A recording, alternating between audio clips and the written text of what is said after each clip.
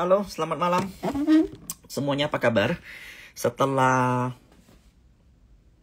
beberapa minggu yang cukup menggetarkan jiwa dan sanubari, semestinya kita agak happy ya kalian ya. Iya nggak sih? Saya mau tahu dong kondisi kalian gimana.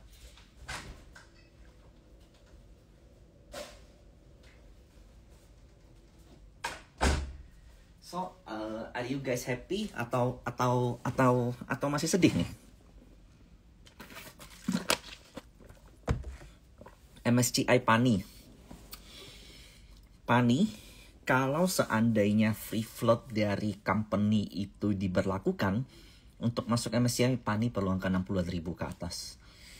Tapi kalau seandainya nanti reg issue-nya benar, ditangkap bukan perusahaan dan itu bukan nomini, yaitu di angka sekitar 18.000, 17.000 dia udah bisa masuk. Masih sedih ya, kenapa? Ketinggalan TINS sama koin enggak, masih ada lah. Sebenarnya TINS kalau kalian hitung secara valuasi 3.000 tuh bahkan belum setengah. Ya, tahun depan TINS itu if all is smooth ya, tahun depan revenue daripada illegal minernya Timah itu bakal mulai masuk ke TINS, dan TINS itu pemain satu-satunya yang IPO. Dan memang satu-satunya yang paling gede.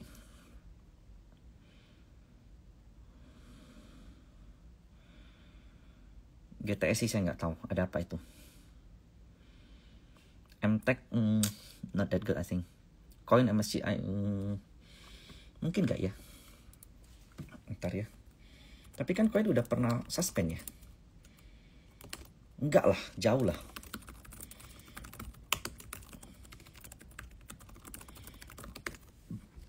Kayaknya di dalam list free floatnya MSCI aja dia belum keluar loh koin lah. Aduh.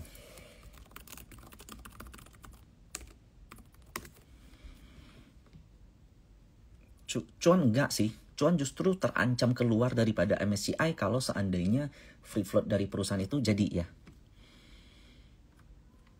Ya ini koin ini.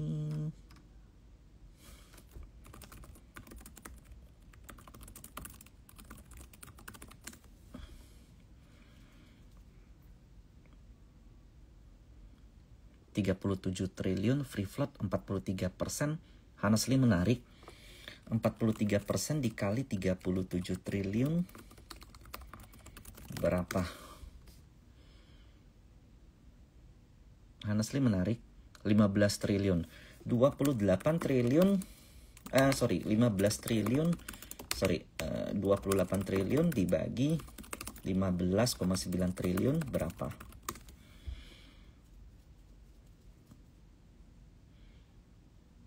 Honestly kenaikan kurang lebih 200% lagi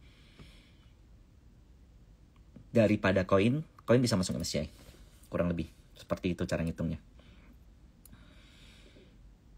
Jadi tuh saya agak aneh sama kalian. Tadi itu di grup saya sendiri pun ada yang nanya, koin kok bisa arah? Ada berita apa? First of all, nggak perlu ada berita untuk suatu saham yang naik. Terlepas dari laporan keuangan koin yang bagus ya. Terus kedua, kalau seandainya koin tidak MSCI, berarti besok koin ARB gap down, bahaya. Pertama, bahaya kalau kalian belinya di arah, ya nggak sih? Kedua, kalian lihat nanti saya bahas deh brosumnya. So honestly hari ini saya ada bicara di IDX bahwa bursa itu memang saat ini akan ada kecenderungan untuk terus naik. Kalian kalau mau bilang saya pom-pom silahkan, tapi Pak Purbaya sendiri pun bilang ke 9.000. Itu Pak Purbaya kurang senior apa dibanding kita, gitu kan. Alasannya kenapa? Pertama, ancaman satu-satunya menurut saya itu bukan dari tech slump. Jadi kan kemarin itu kan ada Nvidia jatuh. Kemudian Nasdaq itu koreksi 1% lebih. Lalu kemudian China ikut koreksi dan Kospi ikut koreksi. Di Korea, di negara emerging market salah satunya yang paling tech saat ini itu adalah Korea. Nah itu alasan kenapa Korea koreksi dalam ya. Selain itu karena ada aturan baru nih dari Korea. Jadi jika ada satu kenaikan saham yang di atas 200% dalam 2 tahun, dalam 1 tahun maka itu akan diinvestigasi. Jadi ya semacam ada mungkin ibaratnya UMA atau fraud ya, atau suspend yang akan diberlakukan oleh KOSPI terhadap indeks mereka. Dan saya dengar hari ini ngebuat banyak investor-investor aktif itu kabur. Mereka nggak suka tuh yang namanya suspend. Jadi harusnya bursa dengerin ini. Mereka nggak suka yang namanya suspend, mereka nggak suka sama yang namanya UMA. Kenapa? Karena matter of liquidity. It's that simple. Nanti saya kasih gambaran. Pertama, IHSG bagi saya, waktu saya live sama Stockbit itu target IHSG saya itu 8.400. Alasannya karena ada pattern di bawah ini yang memungkinkan dia ke 8.400. Nah, tapi semakin lama saya lihat makin ada potensi naik nih, masih bisa ke 8.500. Dan teman-teman perhatikan, di November ini ya, foreign itu banyak kali masuk ke IHSG. Cukup gede, bahkan sampai ada berita soal, ini foreign yang di bawah, bahkan sampai ada berita soal berita soal free float corporate, itu nanti saya akan bahas. Itu IHSG pun masih net foreign buy. Nah, kita lihat ya kan dari 20 Oktober nih, berarti sekarang November ya, almost dari 20 Oktober sampai sekarang.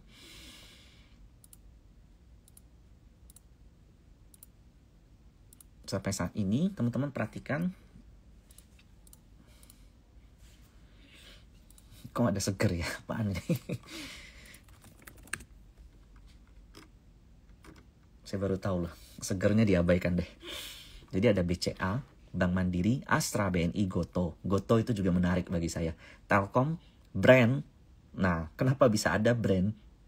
Ya, ini adalah indikasi bahwa brand nanti malam itu bakal diumumkan. Ada pengumuman dari MSCI. Kemarin kan saya cukup happy ya, yang di Agustus spekulasi saya berhasil di Cuan dan DSSA. Nah, kali ini tuh brand dan BRMS, tapi saya nggak spekulasi, saya nggak gede gitu. Karena bagi saya terlalu beresiko. Tapi saya bilang di IDX, saya juga bilang di semua kesempatan, by calculating, brand itu masuk ke MSCI. Dan brand itu kalian nggak bisa pakai 11% untuk hitung angka MSCI. Alasannya kenapa? Karena di dalam komposisi brand ada 2 perusahaan yang terafiliat dengan Pak Prayogo Pangestu. Itu tidak diakuin secara free float. Dan brand jika dihitung dengan free float 11%, honestly untuk dia masuk tuh di angka 7.000, 8.000 pun udah masuk. Tapi ada satu hal yang orang-orang suka lupa. Syarat untuk masuk MSCI itu bukan hanya market cap. Bukan hanya free float market cap. Ada yang namanya ADTV atau transaction yang direview selama 3-6 bulan. DSSA untuk masuk ke dalam konstituen MSCI di 50.000 aja dia udah masuk.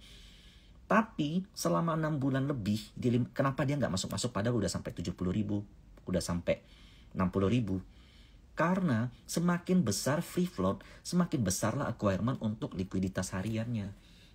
Sementara kalau kalian lihat transaksi brand pada beberapa waktu ke belakang, itu ada yang di bawah 100 miliar loh satu hari loh.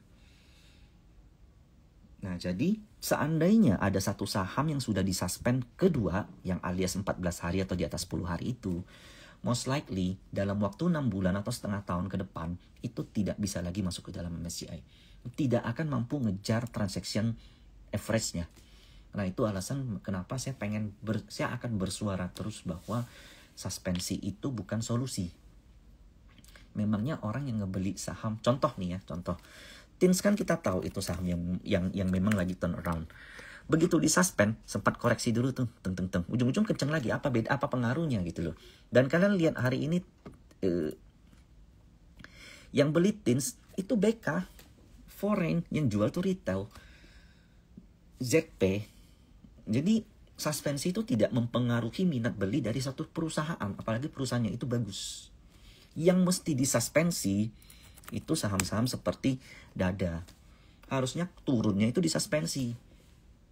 Biar orang kalau mau jual juga mikir. Atau biar sebelum koreksi ke 50 sudah ada investigasi oleh OJK atau oleh Bursa Efek.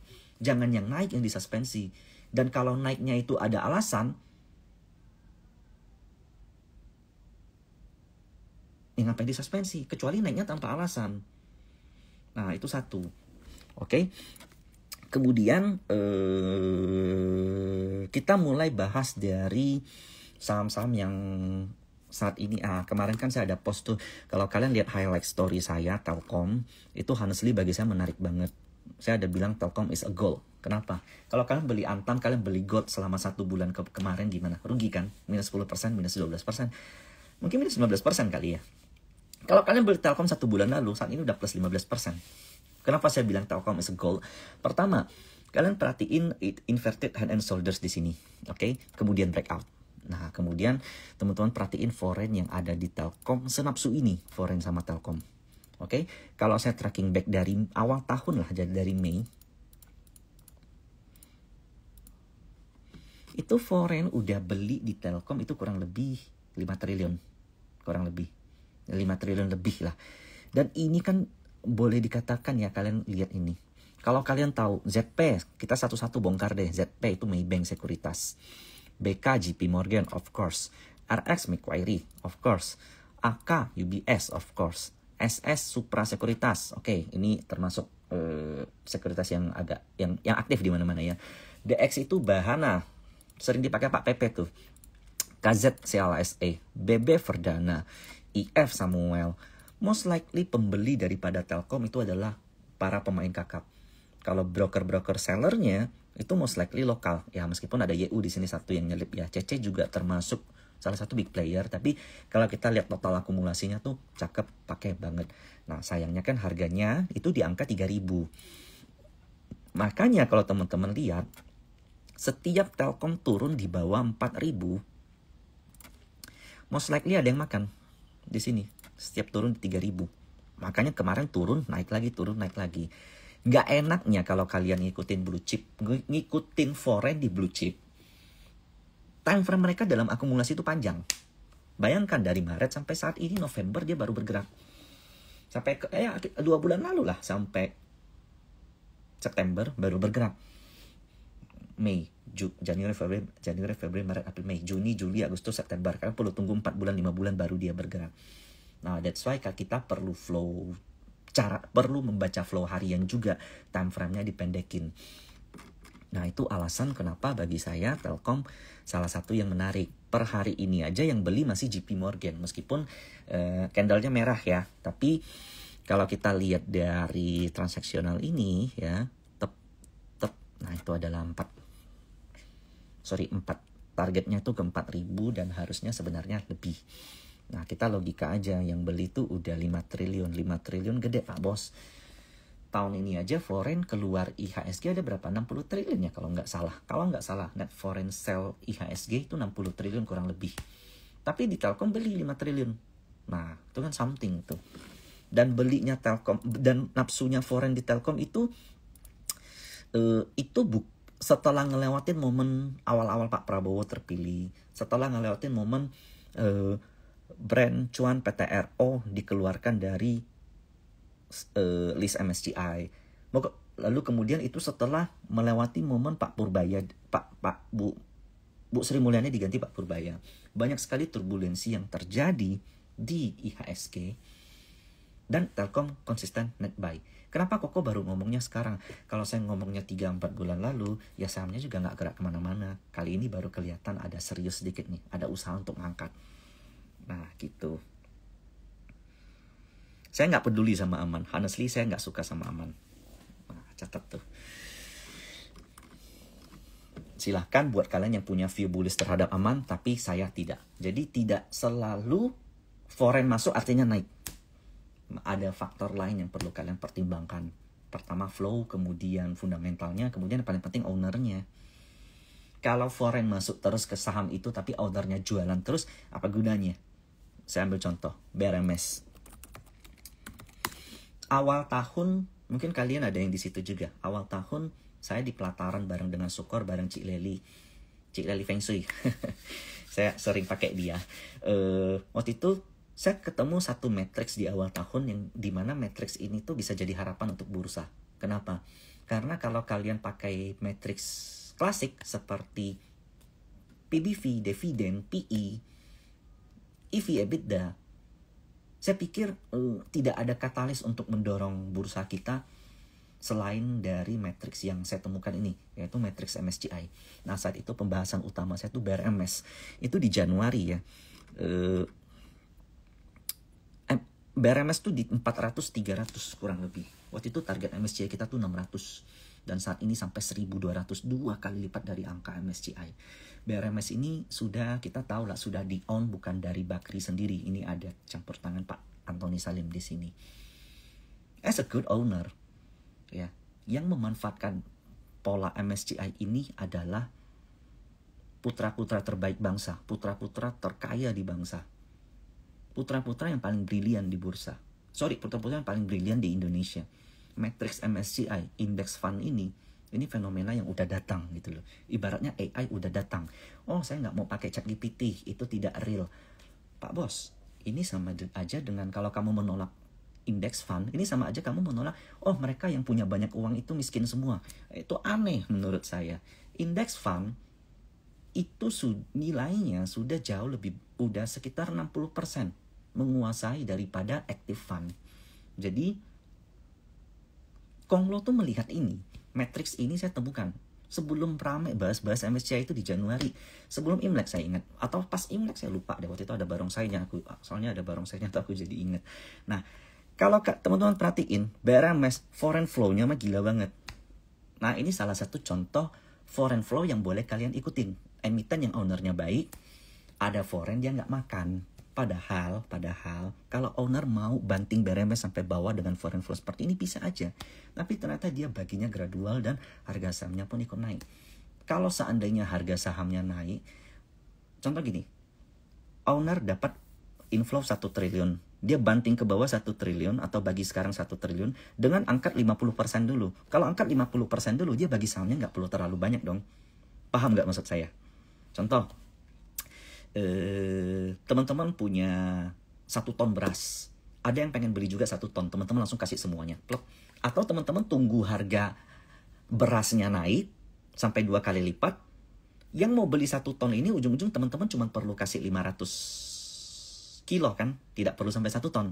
Logikanya seperti itu. Kalau harga saham kalian naik double, saham yang boleh kalian jual itu hanya setengahnya. Yang bisa kalian jual tuh, yang perlu kalian jual hanya setengahnya.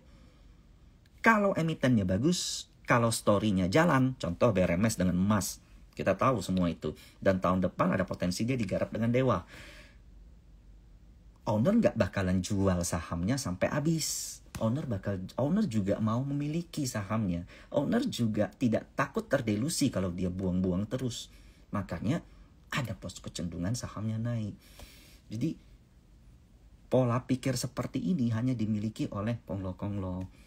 Emiten-emiten, owner emiten yang saya katakan jauh di atas kita lah capacity levelnya. Kita nggak bisa ngikut mereka, tapi setidaknya kita bisa nangkep apa yang mereka mau.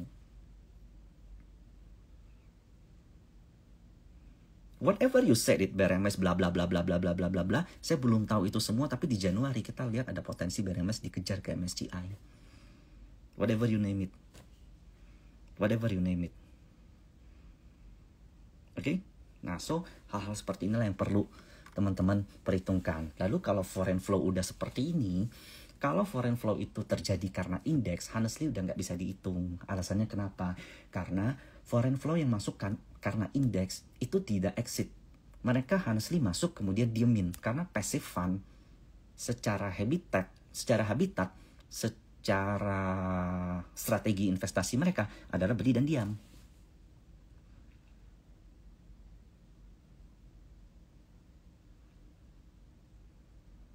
Banyak banget yang nge-fear group bracket. Nggak apa-apa, kita kan memang perlu buy and sell.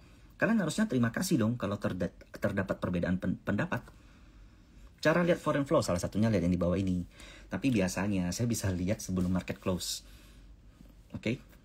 Nah, saya bahas saham koin dulu. Hari ini kan koin arah. Banyak tuh yang udah kemakan fear di saham koin. Yang pertama, secara teknikal memang koin itu udah bear. Dari sini, di sini ada, di sini ada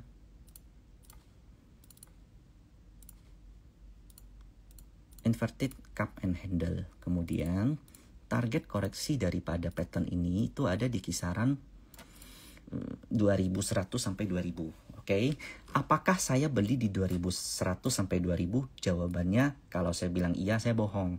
Karena di 2100 sampai 2000 bisa aja loh. Bisa aja loh dia bablas sampai ke bawah. Bisa aja, marketnya kemarin kan jelek, likuiditas nggak ada, semua pada fear. Kalau kita perhatiin flow, bidnya tuh tipis-tipis, atau nggak bidnya tebal untuk buang barang. Makanya saya nggak berani. Tapi, begitu keluar hammer di sini,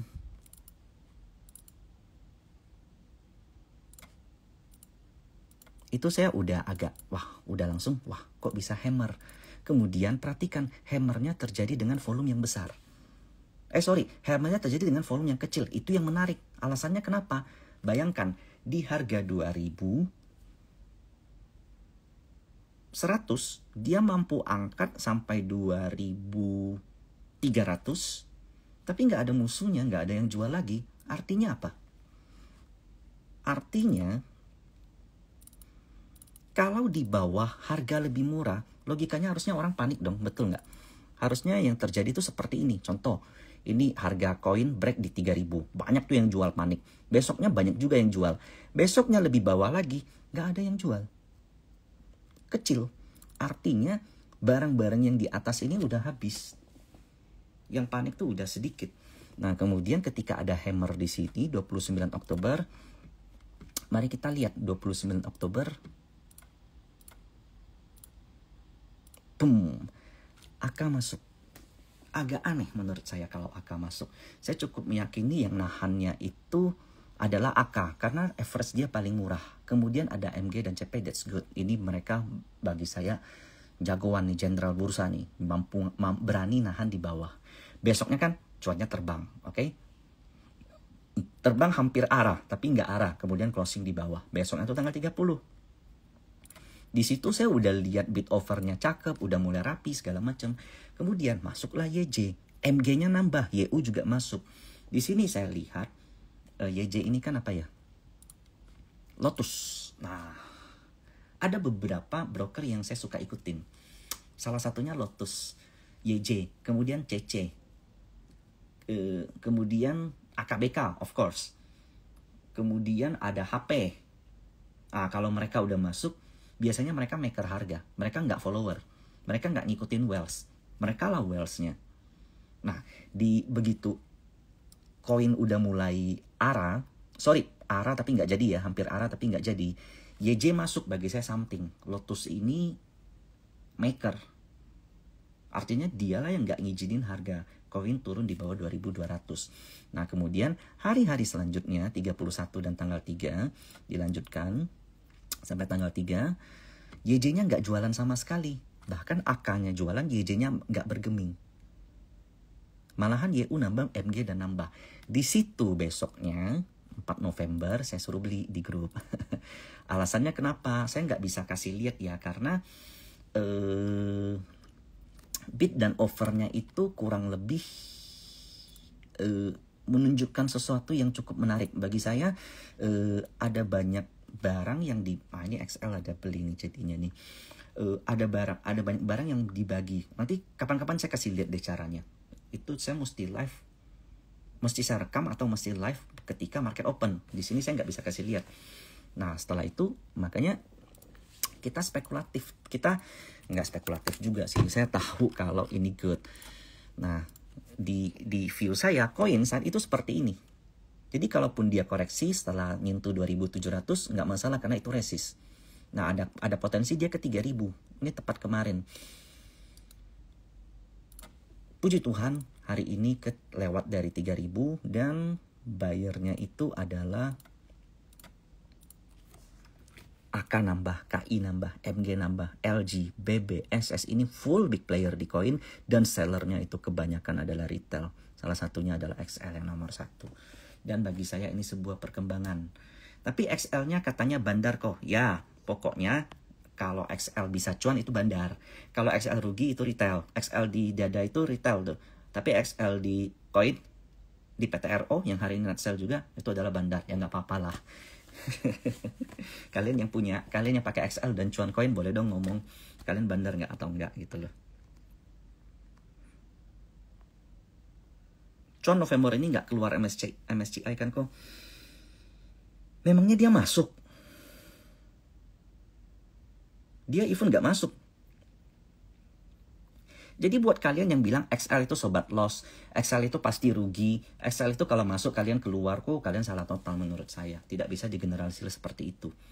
Jadi kalau besok kok Andre Hakim makan Migacoan, artinya Migacoan mau IPO gitu. Atau kok MBA besok pergi ke BCA, dia mau all in BCA. Nggak gitu. Itu kalian terlalu generalisir something tanpa memperhatikan critical thinking.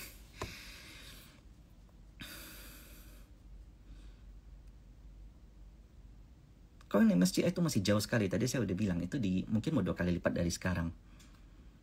Small cap kok cuan enggak? Small cuan itu big caps kok. Cuman thresholdnya tuh 15,05%. ICBP keluar MSCI, jadi saya tidak akan lihat itu. Oke, nah itu alasan kenapa koin terbang. Nah kemudian kita lihat, tadi saya mau bahas apa aja ya selain koin ya. TINS, oke. Nah saya bahas TINS. TINS ini saya agak kesel nih, karena disuspend sampai ini berapa hari nih. 1, 2, 3, 4, 5, 6, 7, 8, 9 hari kerja. Setelah itu dia FCA. Dari FCA itu dia kayak minus 10%, sempat koreksi. Orang panik lah, wajar. Karena kan lama kesimpan duit, kesel gitu kan. Jadi begitu open dijual.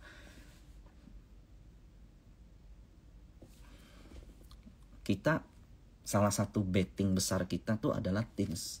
Fundamental. TINS itu, begitu Harvey Muiz dan Helena Lim ditangkap, ternyata terkuak bahwa bukan selama ini sih, memang itu udah rahasia umum kalau plat negara kita timah itu problemnya adalah timah ilegal. Cuman kita nggak tahu pemainnya siapa. Begitu Harvey Muiz dan Helena Lim ditangkap ya, timah itu di mana ya? 2002. Nah, timah itu kan rebound nih di sini.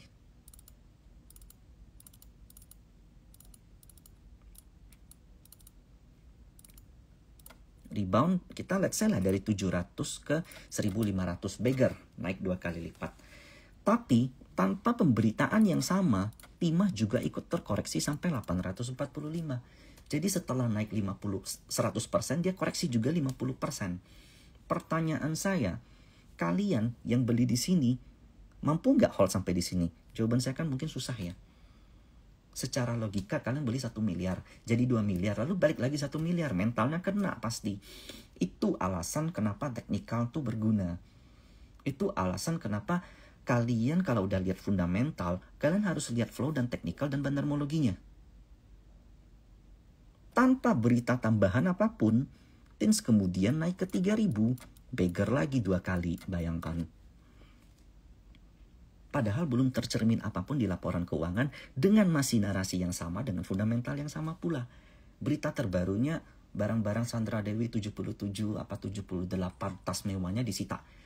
Ya itu kan nggak jadi katalis utama gitu loh. Masih dengan berita yang sama, masih dengan narasi yang sama. Artinya memang di dalam bursa kita itu jumlah likuiditas itu terbatas. Itu alasan kenapa kalian harus nggak bisa ngomong kayak begini.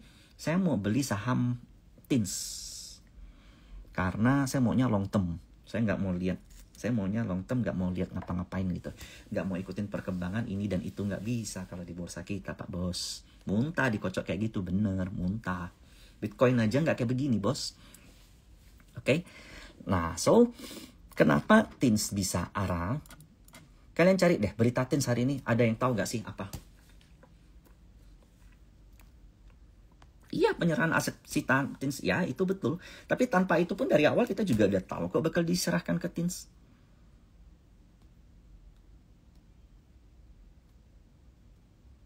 Sejak TINS dapat tambang baru dari negara. Bukan hari ini kan? Kenapa harus naiknya hari ini?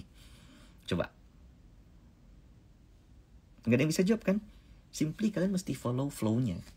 Nah, kenapa TINS bisa naik? Pertama, ini agak saya susah jelasin. Dari bid dan offer tadi tuh cakep. Setiap turun dilawan, setiap turun dilawan, setiap turun dilawan, setiap turun dilawan. Itu satu. Yang kedua, TINS semenjak dia hammer yang kencang ini, ya, itu di tanggal 7 Oktober.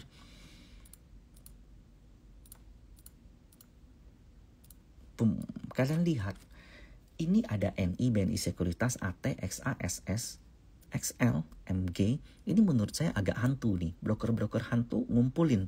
Dari sini aja kelihatan ada pengumpulan yang cukup kuat.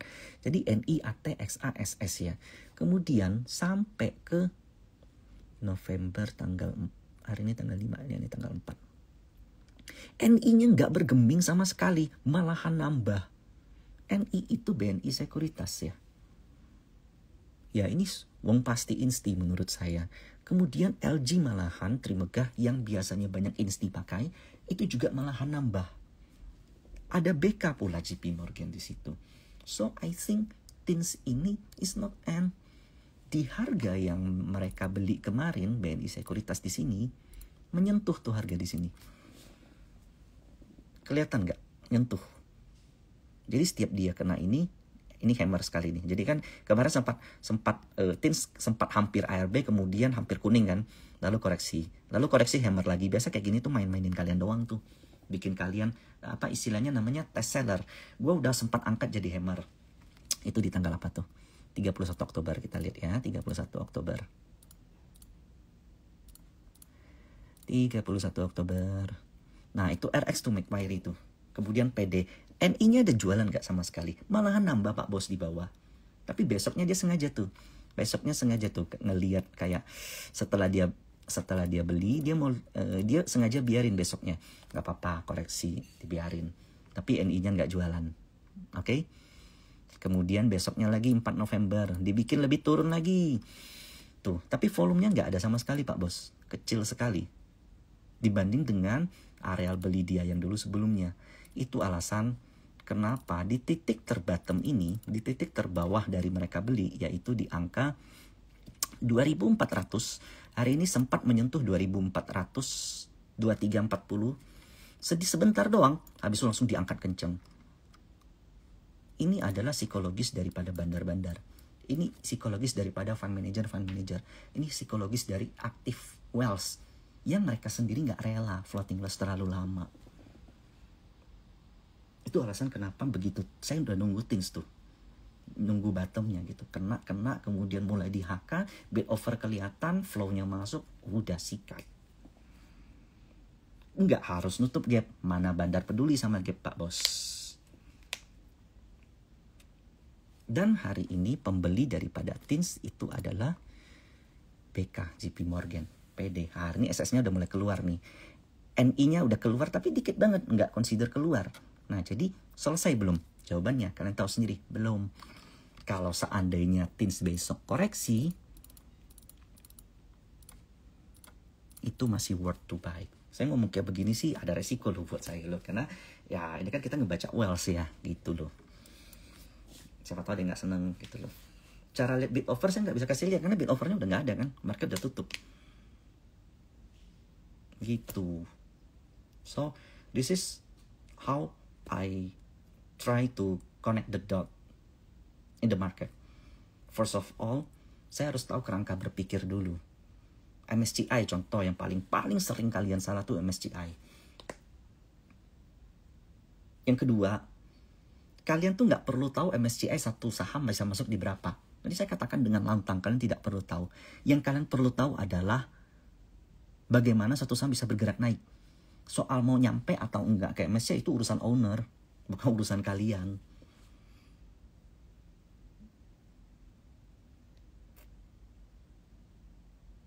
Oke, saya jelasin masalah pembobotan MSCI Indo. Oke, kalian buka guidebook daripada MSCI. MSCI sudah semenjak zaman dahulu kala dia mengatakan dengan clear bahwa corporate is not on free float bagi mereka. Alasannya kenapa? Karena free float market saham yang dipegang corporate itu tidak aktif ditradingkan.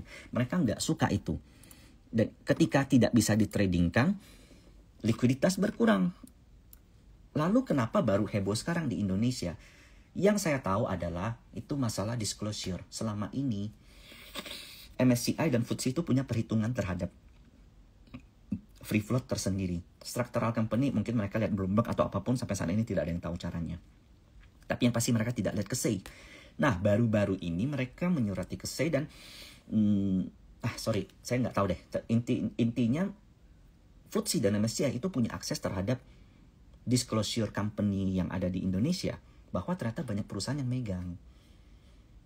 Dan kan harus diketahui, perusahaan ini tuh apa aja? Perusahaan pribadi kah? Perusahaan dari owner kah?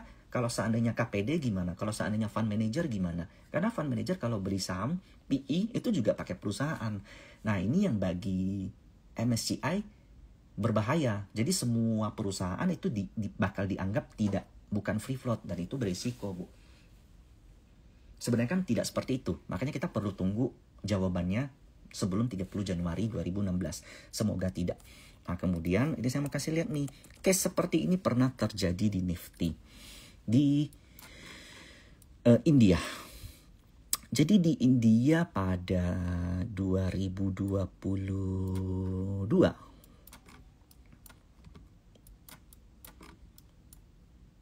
atau 2023 ya. 2022.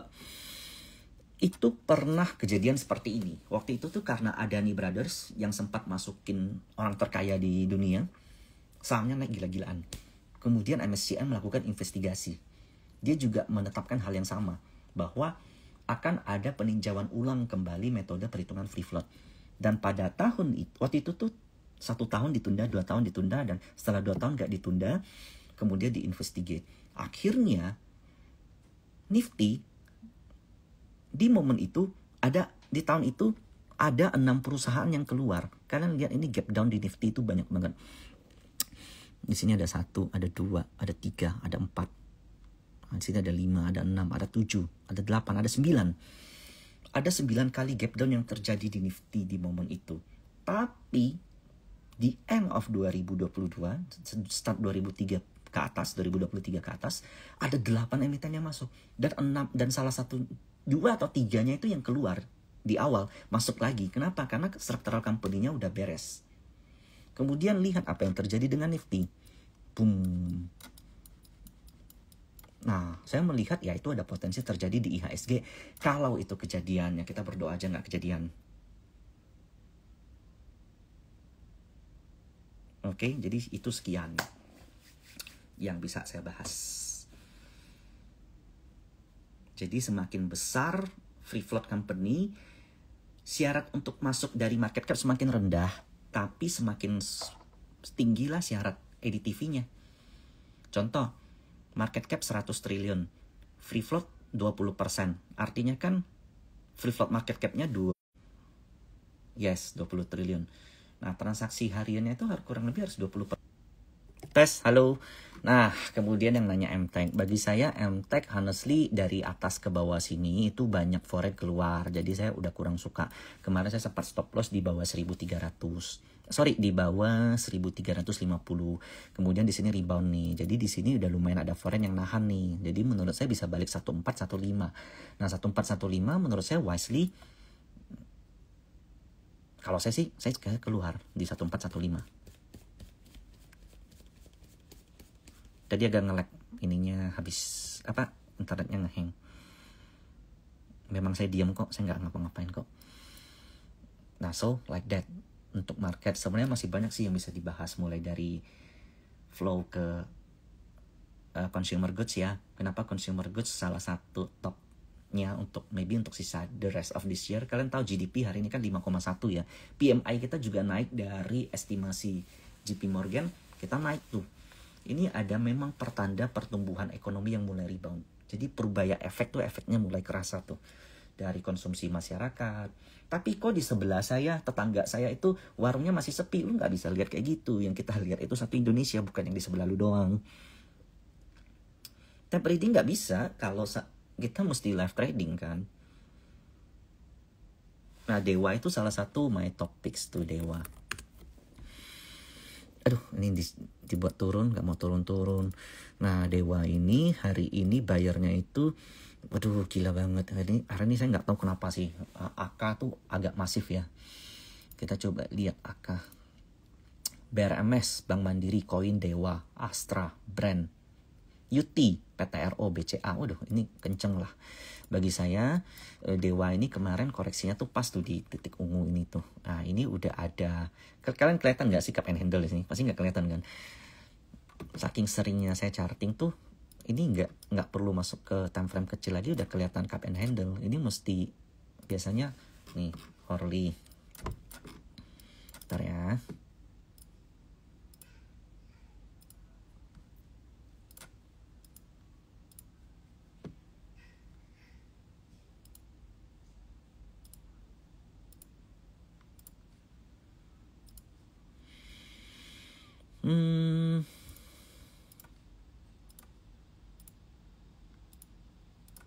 Nah, gini deh.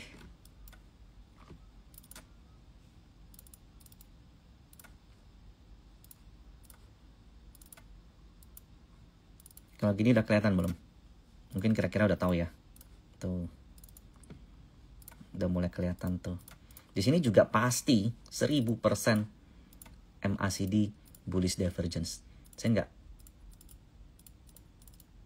Ini belum ada nih, masukin dulu. MACD. Tuh.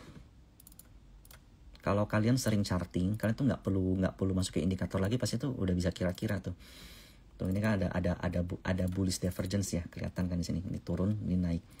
Nah, itu di mana momen kayaknya koreksinya udah beres tuh. Biasanya kalau ini valid, di sini tuh volumenya paling gede. Nah, kita lihat tuh salah satu yang paling gede. Jadi ini valid nih. Dewa ini kalau dia retrace ke 340 kurang lebih targetnya ke 400. Break all time high 400 menurut saya valid, bisa. Untuk Dewa masuk ke MSCI itu angkanya jauh banget. Jadi jangan bicara itu dulu.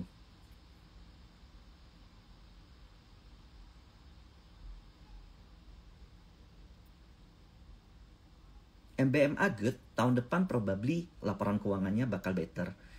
Pegeo saya udah exit, I think dari akumulasi chart itu segala macam tidak menarik lah untuk saat ini. Mungkin tahun depan. Wifi good, kenapa? Nah, ini salah satu yang belum jalan tuh memang Wifi. Alasannya kenapa? Nih. Nah, ini salah satu. Saya nggak tahu sih ya berhasil apa enggak. Kalian lihat nih. Jadi waktu itu tuh ada orang tuh yang baru masuk di grup saya. Tinsnya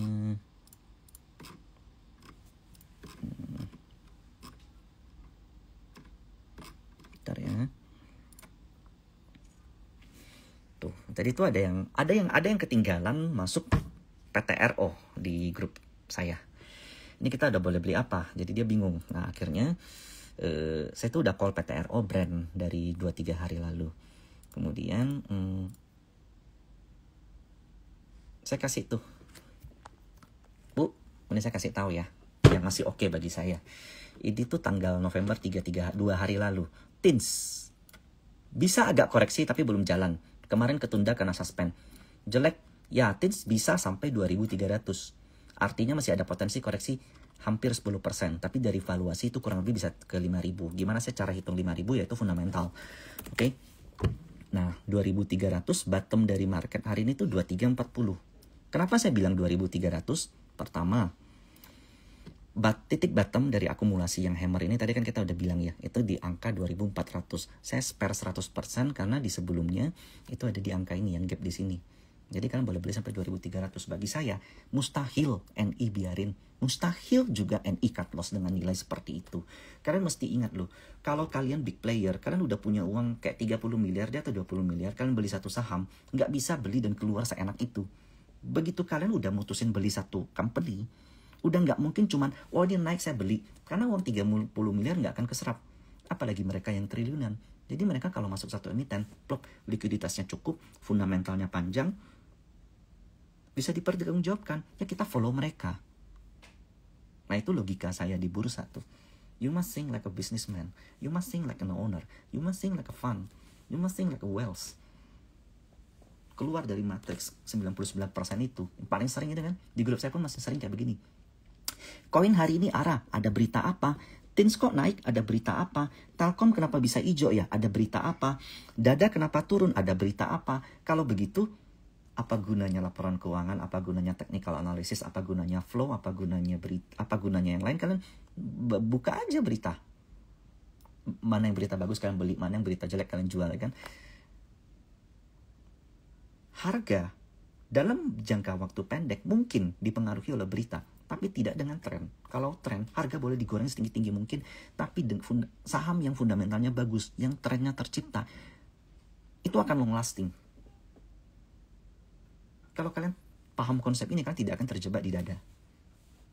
Kalian tidak akan terjebak di saham-saham yang beritanya itu banyak palsu, atau beritanya dibuat-buat tuh, yang tiba-tiba sekali share itu di 5-6 portal sekaligus. Nah, itu kan terlalu masif tuh.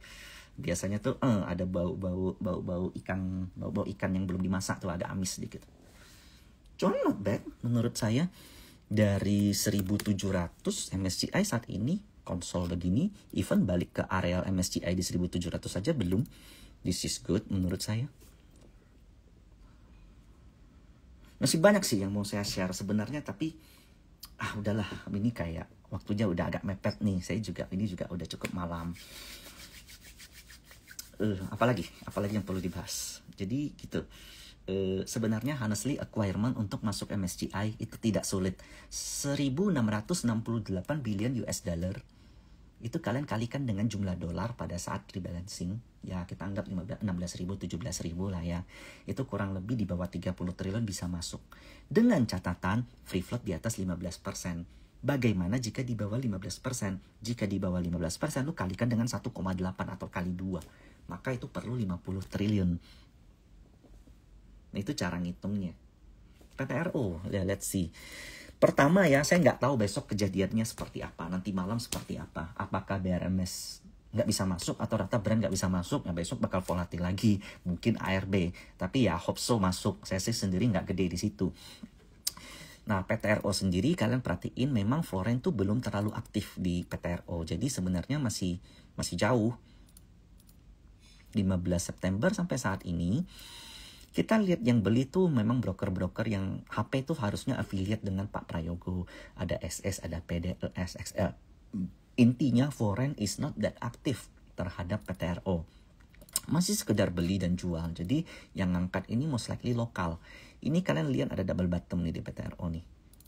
Kemudian menariknya PTRO tuh gini. Nah, ini saya sih nggak tahu ya. Ini ada MACD bear divergence, percaya nggak? Mungkin saya salah. Titik terbottom dari, biasanya titik koreksi dari saham seperti ini tuh adalah titik terendah ketika mulai terjadi di bear divergence, alias candle yang ini di sini 6.000. Loh, ini kena sekali, ini kena 2 kali. Lihatnya mesti dalam time frame kecil. Nah, kelihatan nih di sini nih. Sorry.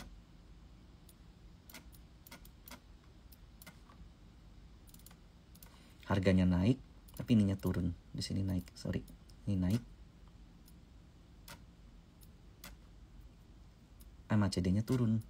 Nah, itu biasa pertanda akan ada koreksi. Koreksinya kemana? Ke titik terbottom dari candle yang ada. Itu kejadian juga di Toba. Ingat nggak? Kayaknya live saya sebulan lalu ya. Soal potensi Toba koreksi karena ada divergence. Divergence-nya tuh jauh lebih gede. Itu di daily loh. Divergence Toba itu di daily. Nah, teman-teman perhatiin. Ini naik, oke? Tapi MACD-nya turun. Maka titik koreksi daripada Toba itu di titik candle terendah ketika mulai divergence alias di sini. Kalian tarik garis lurus tuh. Nah, ini bentar lagi nyampe nih. Nah, wise gak kalau beli di sini? Jawabannya, kalau kalian beli di sini itu risk dan reward kecil. Risknya kecil, yes. Tapi flow-nya belum ada. Jadi akan jauh lebih baik kalau seandainya kalian beli ketika flow ada. Nah, seperti contoh saya tadi TINS. Kalau saya begitu tuh. Contoh TINS, saya tahu 2.300 murah, 2.400 murah. Saya punya uang 100 juta. Saya beli 20 juta, 30 juta dulu. Mungkin aja ada jebol support soalnya. Marketnya jelek. Tapi begitu dia tiba-tiba kenceng, saya bisa beli lagi di atas. Kenapa nggak beli waktu di bawah? Ya, iya kali lo selalu bisa beli di bawah. Yang berhak untuk beli di bawah itu adalah yang dananya paling gede, yang paling ngerti sama perusahaannya, dan jenderal maju paling depan. Ya kita nggak perlu jadi paling depan lah. Kedua, ketiga oke. Asal jangan di pucuk kayak di dada. Oke, sekian. Thank you. Ini udah hampir 1 jam. Terima kasih semuanya yang udah datang.